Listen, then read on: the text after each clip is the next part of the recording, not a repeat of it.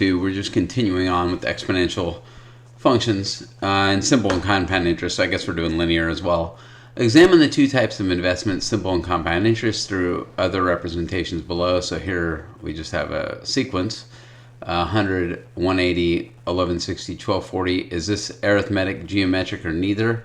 I would definitely say it's arithmetic. It looks like it's adding each time, 80 each time. And write an explicit equation.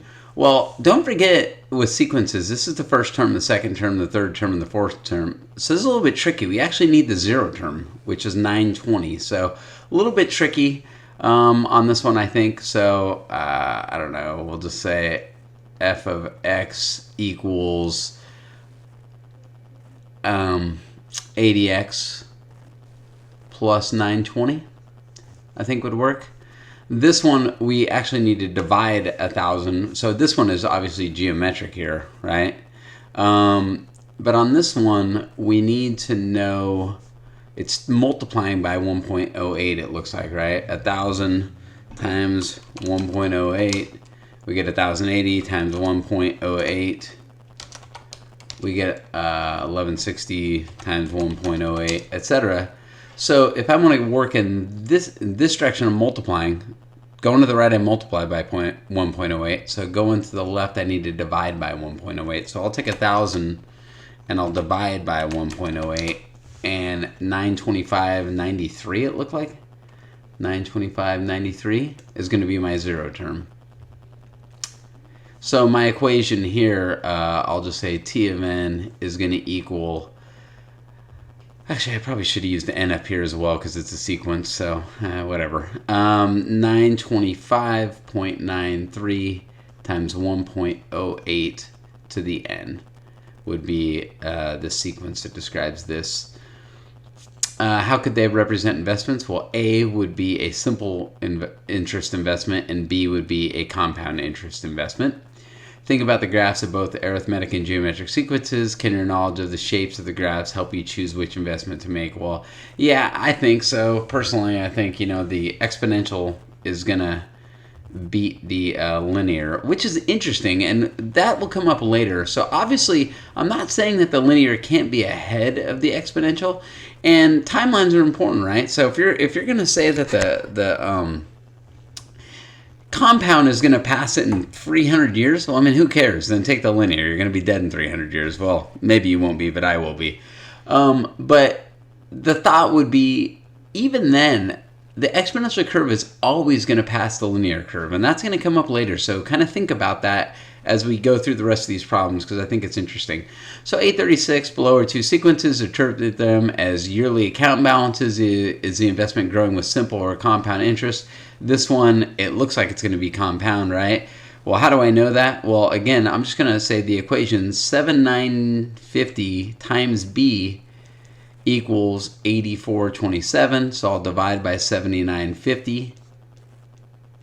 And I'll see what B equals. So if I grab my calculator, 8427 divided by 7950, I get 1.06.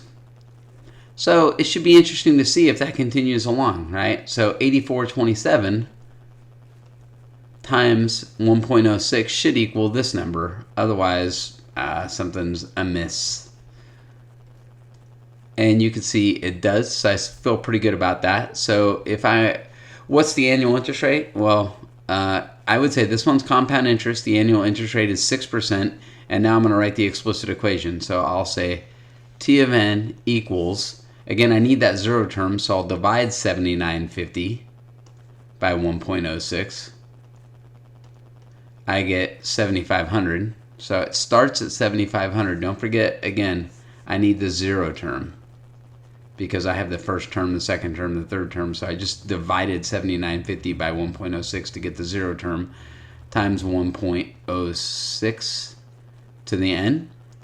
This one appears to be linear. The interest rate appears to be 4%, right? 12 divided by 3, there's $300 there, so it's going up 4%. And the explicit equation, I'll say T of n is going to equal, it's going up 12n plus 288, right? The zero term is 288. And then the first term you add 12, add 12, add 12. So those are going to be those equations. At that point, we will continue along here. Sorry, I say so much. 813C. So we've answered 36, so let's go to 37. A third option, and this gets a little bit tricky. So on this one, I would strongly encourage you to look at the little note page I gave you. There's an equation there that looks like this.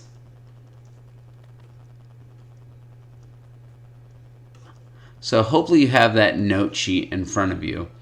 And A is going to be like, I guess the total, output, whatever. I don't know. P is going to be the principal or the beginning, the amount you started with, right? Principal is a finance term, basically meaning how much money you put into the investment. So this is the beginning or how much money you put in. R is going to be the interest rate. And N is going to be the number of periods. So what's going to happen here, and then T will just, of course, be time. What's going to happen here is this. Instead of making one interest payment a year, we're going to say, what happens if you get paid like every month or once a quarter? What happens? That's what this equation does. So it does some interesting things. So please pay attention because this gets a little bit more specific. So a third option for investing money is investing in a money market account, which offers to compound the interest more often. One example is a money market account that offers 8% compounded quarterly or 4 times per year. Well, think about it. If you get 8% once a year, and now we're going to pay you 4 times a year? Well, I can't pay you 8% 4 times a year. That becomes 32%, right? So what I'm going to do is I'm going to take this 8% and I'm going to divide it by how many periods there are. So I'm going to divide this by 4 because there's 4 quarters in a year. So it's actually going to be 2%. And then I'll multiply the number of periods. You can see I'm multiplying the number of periods, in this case by 4. And so instead of paying you 8% once a year, I'll pay you 2% 4 times a year. I hope that makes sense. So if it was going to be 12% monthly, right? Well, if I was only going to pay you 12% once a year, that would be the same. Again, I would need to divide by 12. There's 12 months in a year. Instead, I would pay you 1% 12 times a year. And again, you still get your 12%. As a matter of fact, this is going to compound more than this is. And this is going to compound more than this is. Kind of what we've discussed earlier in this section. So kind of interesting. I just wanted to kind of front load that. So hopefully that will make sense as a point of jumping off of for this lesson. So, or at least for this problem. So a third option for investing money is investing in a money market account, which offers to compound the interest more often.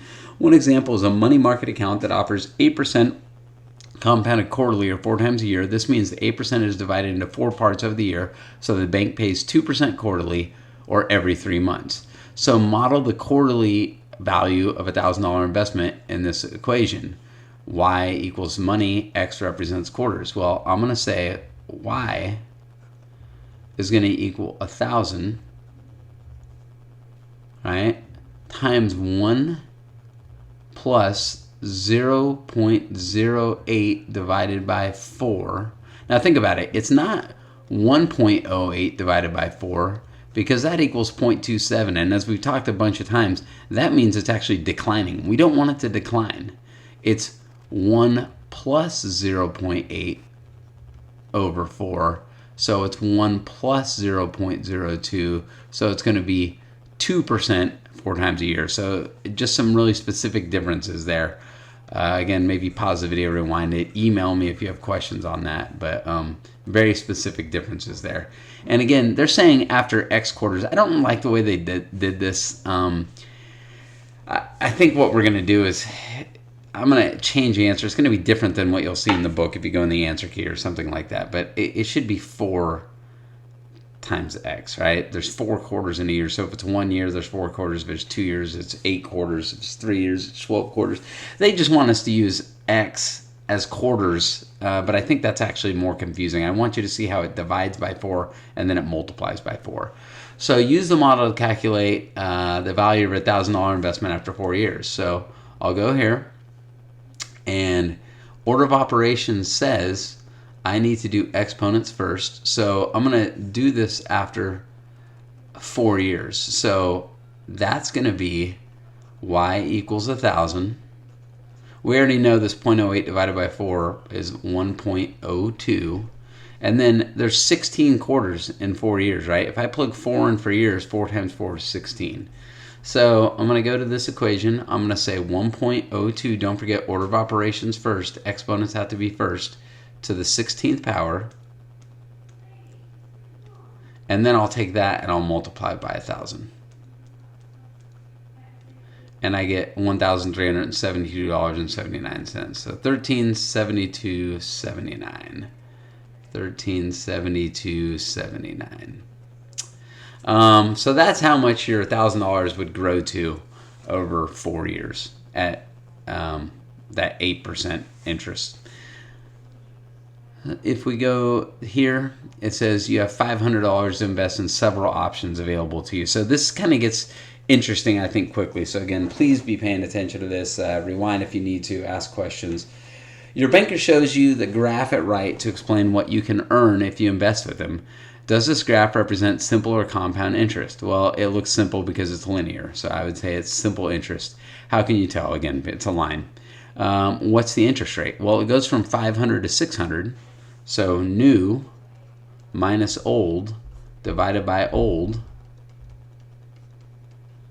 It's a 20% interest rate, which is ridiculous. So 20% simple interest is what the interest rate is on that. Again, new minus old divided by old is a pretty handy formula. Make sure you remember it. Write an equation to represent how much money you would have as time passes. So X will represent the time in years. Well, it looks like Y equals 100X plus 500, right? 0 years I had 500, 1 year I had 600, 2 years I had 700, 3 years I had 800, and so on. So Jerry says, I've got my money in a great account that compounds monthly. The equation is Y equals 388 times 1.008 times the number of months. So again, that months is the same as 12 X's if you count X as years. So I don't like the way they do this. I prefer that they put like 12X and we know X is the number of years and we just have that many months in a year. I hope that makes sense to you guys why I would do that. So represent how much money I put in at the end of each month. What is Jerry's annual interest rate? Well, if he's getting 0.008 and there's 12 months in a year, we'll say he gets 9.6%.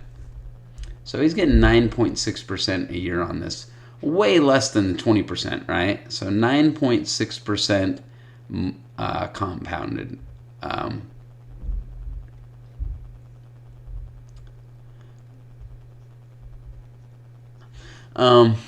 Write an equation to represent the total if you invest your $500 a month. So they're saying you start with 500. So we'll say it's Y equals 500 times 1.008. And again, I prefer 12X. I don't like using M for months. I hope you guys understand why I'm saying that. I want you to see that 9.6 divided by 12 to get this interest rate. And I want you to see the number of years times 12 because there's that many months. So this is going to be the other equation. And then it says an investment advisor shows you the table of earnings. You see it right. So here we have that. Write an equation for the table, letting Q equal the number of quarters. So this is quarters. What's the annual interest rate? Well, it goes up. You can see 15 out of 500, right? It goes up 15 out of 500.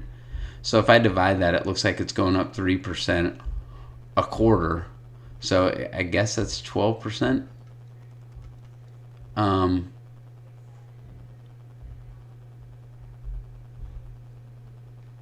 That's not right. Again, I'm sorry, let me pause and think about this for a second. I do these on the fly, so sometimes I get caught. just get lost in my own head. But yeah, I mean, that seems to make sense. So it's 3% a quarter times 4 quarters in a year. So it looks like this is going to make 12% interest. So this is 12% compound interest. Write an equation. So I would say the equation is y equals 500 times 1.03. And again, I don't like using Q. I don't want to use Q. I want to use 4x because I know that there's 4 quarters in a year. So I have these 3 competing equations. And again, I've written them slightly different than the book has. I hope you understand why I've written them slightly different than the book has. And it says, compare the earnings potential of the options described in part A, B, and C above. Which account is the best investment if you leave your money in for 1 year and after 10 years, etc. So let's go into Desmos. I have those plotted in Desmos. So here's the simple interest at 20%, which is outrageous. You can see it grows pretty quickly. If you can get 20%, even if it's simple interest, you should probably consider it. Here is the... I now know what my problem was. I had an extra 0 here. So here is the 9.6% compounded monthly, and here is the 12% compounded quarterly. So after a year, you can see the linear wins. Well, who's going to be ahead after, I forget, what do they say, after 4 years or after 10 years, who's going to be ahead? Well, if I kind of zoom out on this, you can see that the 12% definitely is going to pass him. So after 10 years, this one's in front. So what's to say, again, I had said earlier that as long as this is growing, it's going to eventually pass the linear. And if you don't believe me, even though this 9.6% is less than half of the 20%, you can see over time it actually does pass it. And not only that, but I really want you to see what happens as time goes by. Eventually, these curves take such a curve that they look like straight lines up and down. Now, it turns out that they're not actually straight up and down. You can see there's still a little bit of curve to them. They're still moving to the right, just slowly. So the idea is, no matter what these numbers are, like if you put even extra zeros to make this like, this would be 0.96%. You could still, it passes. This is 0.096%. And again, if you follow it out far enough, you can see it eventually passes the linear even at 20%. So this interest rate here, I have 1, 2, 3, 4 zeros. 0.1234 times 12. You can see 0.96. It's like, that's with 3 zeros. So the interest rate would be this many percent. It still passes a 20% linear if you give it enough time, which is what's crazy about these exponential equations. Now, granted, you'd have to wait 7,000 years to catch it, but it's such a lower interest rate. But that's the power of compound interest. It passes linear no matter what, which I think is pretty interesting and compelling stuff.